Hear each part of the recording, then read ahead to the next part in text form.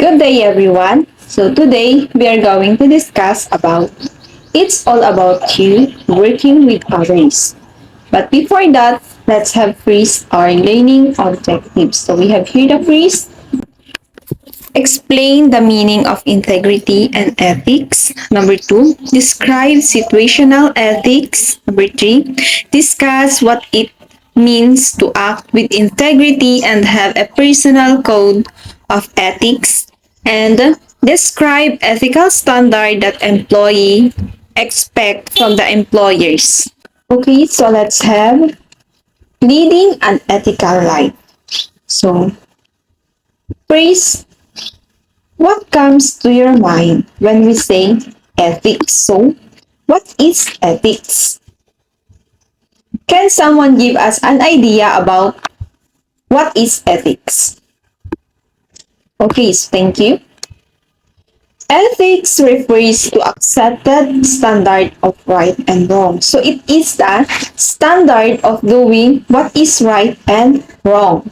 So the word ethics and morals are closely related and often used interchangeable. Bakit nga ba? Ano ba ang pagkakatulad ng ethics at morals? Madidiscuss natin ito mamaya. So, the word ethics come into English from classical Greek and the word morals from Latin. So, we have here ethics versus morals. So, may I ask someone to give us an idea about morals. So, based on your understanding, what is morals? Okay, so morals. Personal belief about what is right and wrong. So, it is your personal belief that sometimes yung buong belief mo na tama ay mali sa iba. Okay, so ang halimbawa nito is yung tingin mong tama or maganda ay mali sa iba.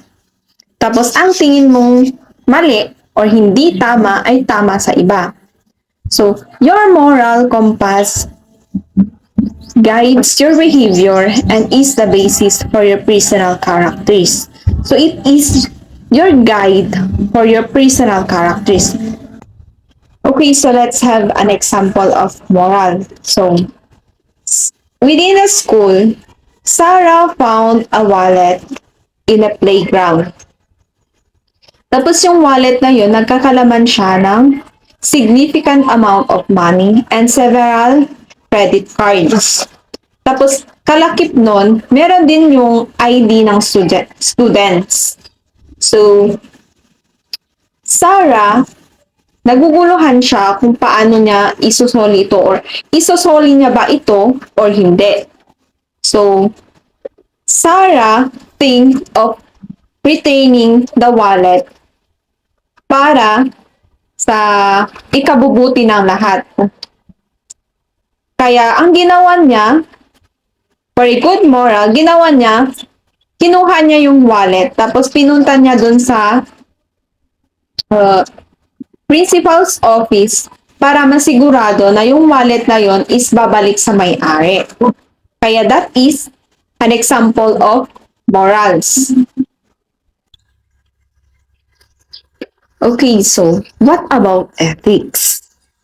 As we said a while ago, ethics refers to the standard or codes of behavior expected by a group to which an individual belongs. So, it is a standard na kailangan nating sundin. It is a standard that we must follow. So, we have here an example. Countries, organizations, and social groups have ethics, and individuals in the group are expected to act ethically. And so another example of ethics is implementing honesty and integrity. So we all know that honesty is the best policy. Kaya kailangan natin i-implement ito, most especially in grade school. Kasi habang lumalaki yung mga bata, ito yung natututunan nila at ito yung maa-apply nila habang sila ay lumalaki at habang sila ay natututo. So another example of ethics in school is implementing a policy of academic honesty. So which includes prohibiting cheating, plagiarism, and any form of dishonesty in academic works. So school often have honored codes that require students to submit their own works and give proper credit when referencing the ideas or words of others. So this policy teaches students the importance of integrity, respect for intellectual property, and value their own honest effort. Okay, so did you understand? Okay, so when we say ethics, it is the standards or codes of behavior na kailangan natin sundin. While moral is the beliefs about what is right and wrong. Okay, so let's move on to ethics and self-righteousness. So what comes to your mind when we say self-righteousness? Anyone? When we say self-righteousness, it is a self-satisfaction based on the belief that one's own moral are superior to the moral of others. So it is a self-satisfaction based on the belief. So self-righteous people are inflexible because they believe they are better people than those around them. So ang halimbawa nito is yung iniisip mo na mas magaling ka kesa sa mga kaklase mo. So another example is sa classroom natin, sa subject natin sa TTL2. Ma'am Sheena divided us into a group. So she divided us into 4 groups. So in a group, sa halimbawa sa grupo namin, si Cherry Ann, mas yung iniisip na mas magaling siya kesa sa amin. Kaya yung mga idea niya lang yung ini-include niya sa group activity namin. So she always disregard our ideas because she thinks that she is superior. So her knowledge is superior than us. Yan ang halimbawa niya. Okay, so next is self-righteousness is sometimes associated with hypocrisy. So when we say hypocrisy is a kind of insincerity in which someone publicly pretends to follow superior moral standards while privately acting against those principles. So, ang halimbawa nito is yung gumawa ka ng rules, pero ikaw rin lang ang sumisira nito. So for example, dun sa bahay nyo, sinabihan mo yung mga kapatid mo na bawal silang lumabas tuwing gabi. Pero ikaw yung lumalabas tuwing gabi. So another example is yung dun sa school. Nagtanong ka sa kaibigan mo kung natapos niya ba yung activity na pinagawa ng teacher nyo. Tapos sabi niya na hindi niya tatapos. Kaya ikaw naman na nagtiwala ka, hindi natapos, kaya hindi mo tatapusin yung sayo. Pero kinabukasan, may pinasa siya. Another example is, ito yung nangyayari sa atin sa school, na kung saan nag-uusap-usap tayo na walang papasok. Pero, yung nagsabing walang papasok, siya pala yung pumasok. Isa pa is yung pag-usap-usap natin na walang magpapasa ng activity. Pero yung nagsabing walang magpapasa, siya pala yung unang nagpasa. Ganon. Yan yung example ng hypocrisy. Now, Now, let's move on to the personal code of ethics. So, what is personal code of ethics? A personal code of ethics is a set of principles or guidelines that an individual follows to govern their behavior and decision-making process. It outlines the values, beliefs, and their moral standards that guide their actions in various aspects of life, including personal relationships, professional conduct, and instructions within society. So, ang personal code of ethics is yung mga rule na ginagawa natin sa sarili natin o yung mga pina-follow nating rule na ginawa natin para sa kabubuti natin o para sa sarili natin. Perhaps, without realizing it, you have been developing your own code of ethics since you were a young child.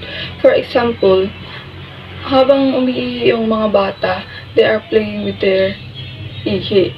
So, habang tumatagal or habang nagkakaisip sila, they have the knowledge na masama palang maglaro sa ihi or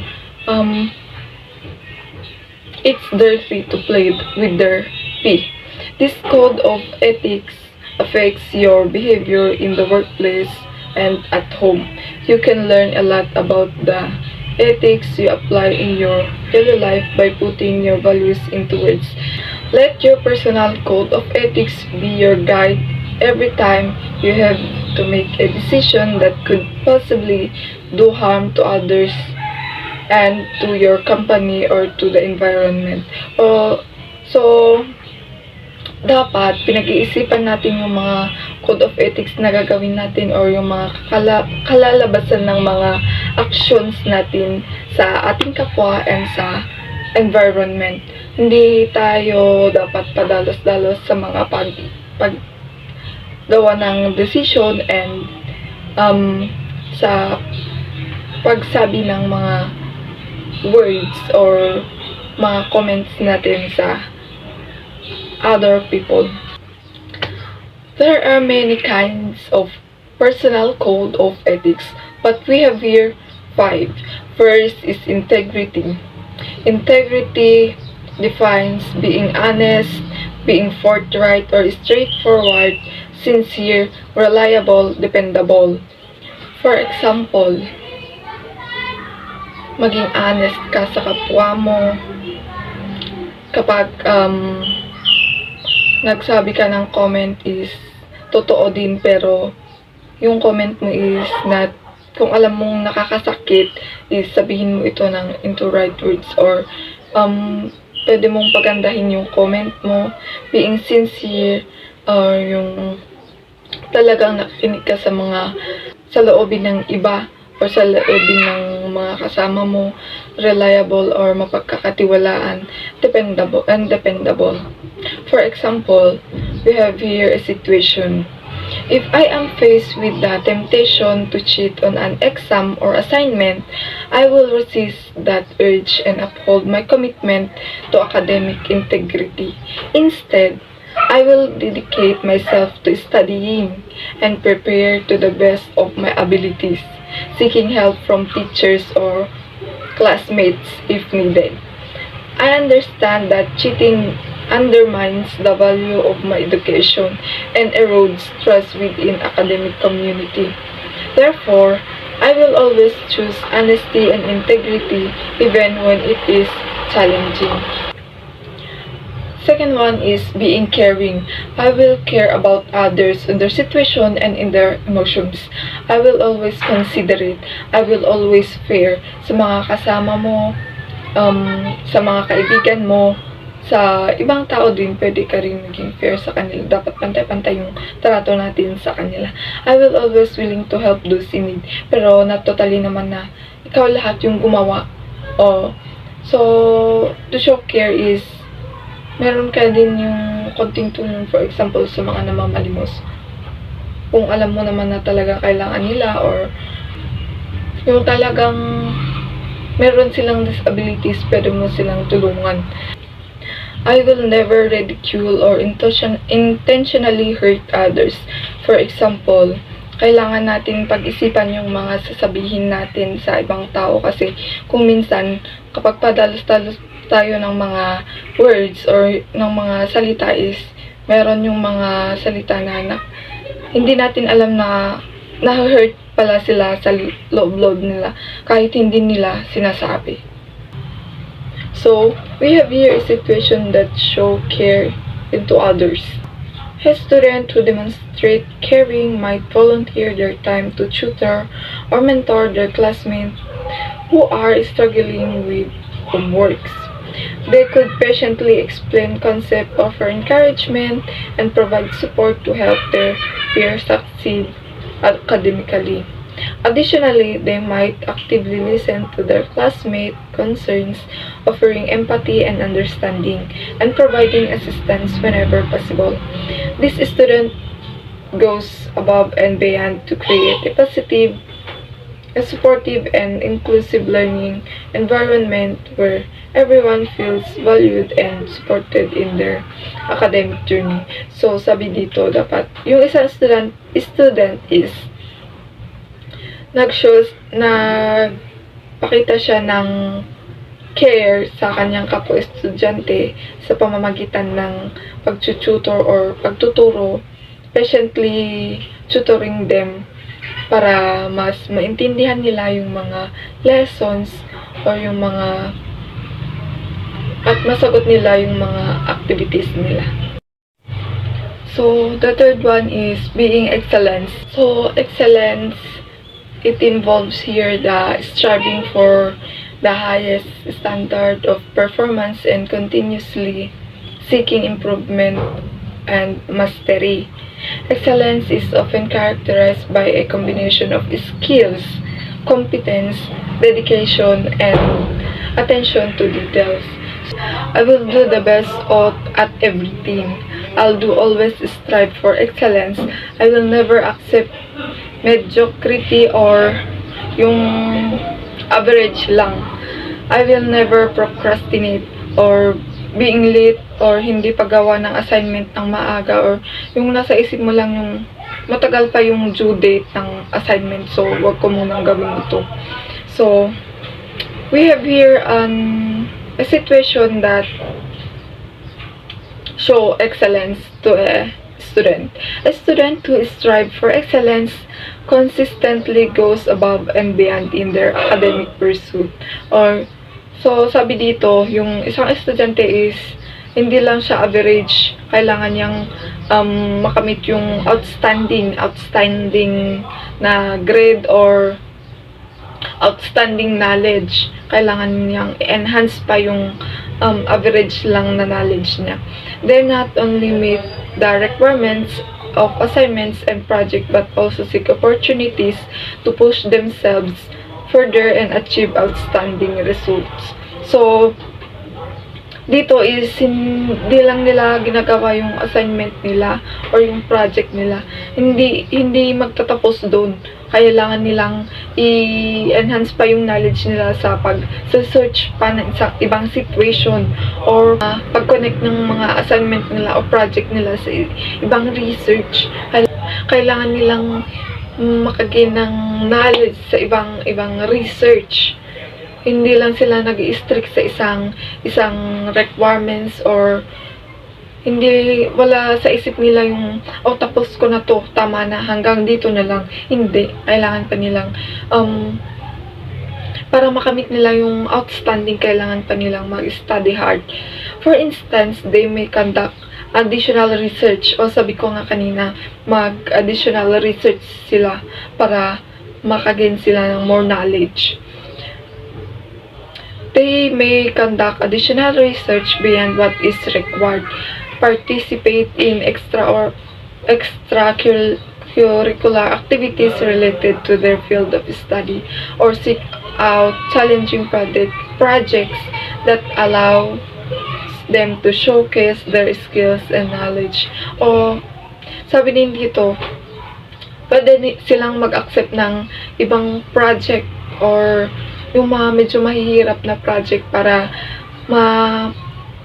maipakita nila yung skills nila and knowledge nila sa paggawa ng project na yun. Furthermore, they actively seek feedback from professors and mentors to continuously improve and refine their work.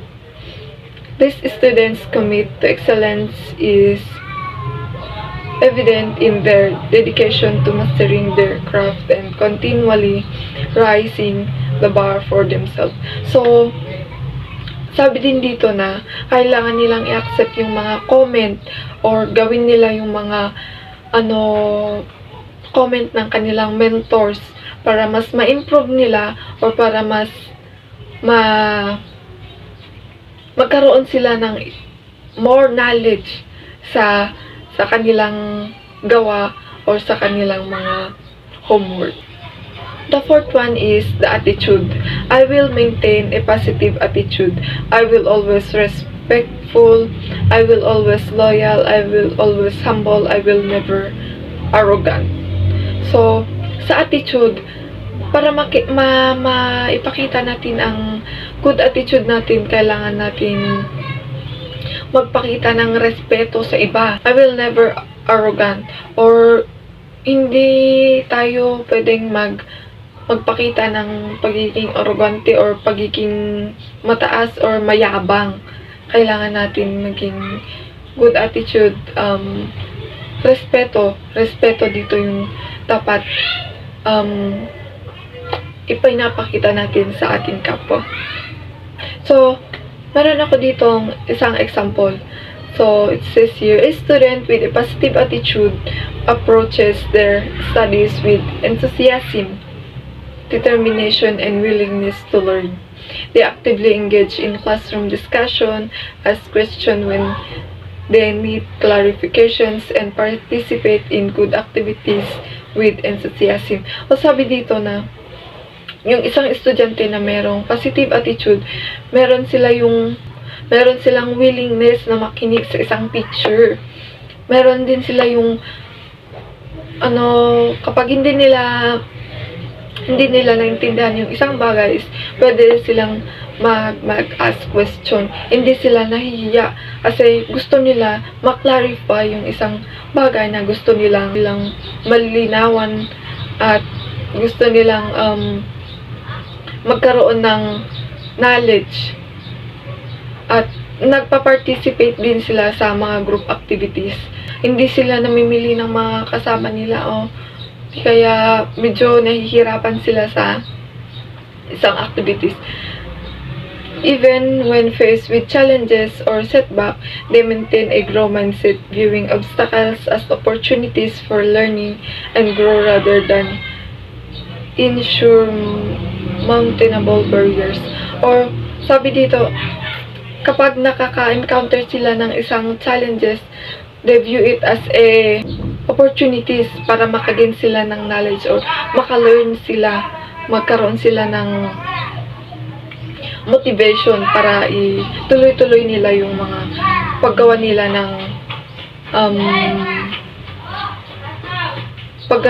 ng mga works para ma-achieve nila yung mga goals nila. They demonstrate resilience in face of adversity, remaining optimistic and motivated to overcome difficulties and achieve their goals. This positive attitude not only contributes to their own academic success but also foster a supportive and encouraging learning environment for their peers. Good attitude causes positive outcome. Bad attitude causes negative outcome. The last one is be encouraged. I will stand up for what is right. I will never give in to negative peer pressure. I will never allow fear or failures to prevent trying. So, dito is yung pagpapakita ng pagpupursigido. For example, sa isang comment ng yung classmate or sa mga from mentors, kailangan natin i-accept ang mga yon at dapat natin wag tayong ma-discourage sa mga yun. Dapat nating gawin yung bilang isang motivation para ituloy-tuloy natin yung pag-pursue natin sa isang bagay or sa pag-reach natin sa ating mga goals. Dapat meron tayong pinapakitang courage. Wag tayong basta-basta nadadala sa mga negative comments natin from environment. Dapat tayong mag-stay sa positive comment para mas meron tayong motivation para maituloy yung mga works natin. So I have here a situation that show courage. Imagine a student who struggles with public speaking due to shyness or anxiety. Despite their fear, they recognize the importance of developing this skill for their future academic and professional success. With courage, they actively seek opportunities to practice public speaking, such as joining a debate team or participating in class presentation. With courage, they actively seek opportunities to practice speaking, such as joining a debate. This initial discomfort and nervousness, they persistently work to improve their communication skills, facing their fears head-on. Their courage allowed them to step out of their comfort zone, embrace challenges, and grow personally and academically. So, sabi dito, para maiwasan yung shyness and anxiety, dapat yung isang estudyante is habang medyo nasa ibabang level pa sila, dapat silang makijoin sa mga reports plus presentations para mas ma-enhance nila yung public speaking nila at para maiwasan nila yung pagiging shyness or anxiety sa harap ng ibang tao. Dapat din silang mag-step out sa comfort zone nila. Dapat silang makihalubilo para mas maiwasan nila yung shyness, yung pagiging mahiyain. Dapat makihalubilo sila para meron sila yung lakas ng loob para makipag-usap o makipag-communicate sa ibang tao. So, embrace challenges. Dapat nating i-accept yung mga challenges natin sa public speaking. Hindi yung nagkaroon ka lang ng maling sinabi is na discourage ka na. Dapat natin